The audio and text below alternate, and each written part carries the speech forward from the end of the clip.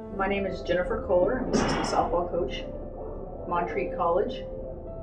This is my first semester here. I was born in Northern California, Marysville, California to be exact. I grew up in a broken home, but my father was still very much involved in my life. Grandma pretty much raised me. Mom had custody. My mother was living a lifestyle that wasn't necessarily conducive to raising a child, verbal abuse and some physical abuse. I attended Lyndhurst High School, right there in Marysville, California. Going into high school, I had never played softball. In fact, I knew the coach, the JV coach at our high school, knew my family, and they kind of talked me into trying it, and tried it out. I loved it. Socially, I was a regular kid, pretty outgoing, especially in sports, that kind of thing, a lot of friends. It was May 1st, 1992. That's when the siege, if you will, began. Heard pop, pop, pop, didn't know what it was. I was in Spanish and I was in the upstairs. So I was up above the shooting that was going on below me and went out looking over the edge to kind of see what's going on, and then everyone went crazy and said, get into your classrooms, hide. By that time at that point, the secretary came over to the intercom, locked the doors. Well, it didn't work too well for us because we had a sliding partition. Eventually, the shooter came upstairs. Myself and my friend Alex, we kind of lifted our heads up to look at him. He cocked his shotgun, and we both just sunk down. That sound stayed with me forever, and it's only been the last year that I've been able to get past that sound. At that moment, he walked past our room, went down to the very end of the hallway. They collected pretty much kind of all the students that were in the classrooms. Eventually, 20-30 minutes later, one of my fellow students came down, said he wants you to come down with us, so we were all then in the same classroom. And that's where we were for the next 8.5 hours. He was in the room. There was probably 60, 70, maybe even 80 of us in the classroom. None of us knew if we were going to make it out there alive, if he was going to go nuts and just start shooting on people, or if we were going to be able to take him out. Who knows? It was terrifying. I mean, you don't know if you're going to be alive. I remember thinking my birthday was 2 weeks away, and I was about to be 14. I remember thinking I'm not going to make it to my 14th birthday. That's pretty deep thoughts at the age of 13. As I said, at 10:30, I was the next to last group out, and during that time, he was letting the hostages go. He ordered pizza for us, so he let they give us pizza, he let so many hostages go. The way negotiations work, you see it on TV, that's kind of what was going on. And for the longest time, I stayed in the room. I seen other classmates around me that were freaking out, if you will. And I was like, you guys go ahead. And he would ask, okay, who wants to go? And I finally got to the next to the last group, and I told my friend Joe, I was pretty close with, that I got to get out of here because I was about to lose it. And I raised my hand. As soon as I got in that line to leave, I started crying, and I didn't stop crying for probably the next 4 or 5 hours. They took us in a bus to the middle school that was just across the highway. And as I was walking into the room where they didn't interrogate us, but they did some debriefing, if you will. There was a fence, a chain link fence between parents, family, and us getting off the bus. And I heard my mom screaming, Jenny, but I couldn't go see Mom at that point. They took me to this room, like I said, for the debriefing. And I got home, had one of my best friends came over and stayed the night that night, and I just couldn't stop crying. I continued. I don't know if it was just the relief or if it was the actual emotion that you could have been dead. I found out, one of the students that was killed was a friend of mine that I'd known since I was in grade school. Brother and my sister-in-law came to the house. They were there. My dad was there. At this point, my mom had remarried, and that was that night. That's kind of how that night went down. There were 4 people that were killed. One teacher, Mr. Brenz. The other 3 were students. He specifically targeted Mr. Brenz. Mr. Brenz was his civics teacher when he was a senior. When this gentleman, I'm not going to say gentleman, when Eric Houston was a senior at Lyndhurst High School, Mr. Brenz was their civics instructor.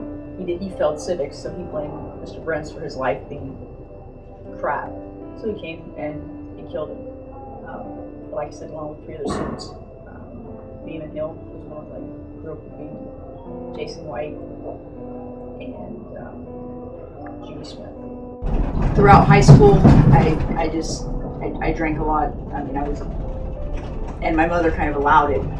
Once again, I don't think she really knew how to handle it, so maybe she thought that was okay.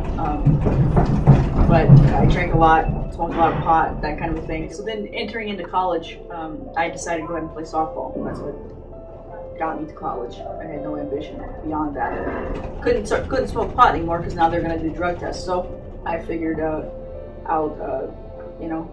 when I would drink and when I would smoke pot. I mean, they're going to test during season and not at other times. So kind of worked the system that way. But when I went off to Texas Tech was to deal with the stress and the anxiety that never went away. I was diagnosed with post-traumatic stress disorder at age 13. Never had therapy to correct that, so I still had it. It didn't go away. So I drank a lot, and when we were in the off season, I smoked pot. Just to kind of numb it. If I was drunk and I had a panic attack, it didn't feel too bad. If it came up, it didn't feel too bad. I went ahead and finished up there at Tech. I finished up my bachelor's degree, went ahead and got my master's degree taken care of as well. I left college with 2 degrees and no debt, so I was in pretty good shape. Had a pretty successful career softball-wise and academically. I decided at that time that while I was in my undergraduate studies, that I wanted to coach.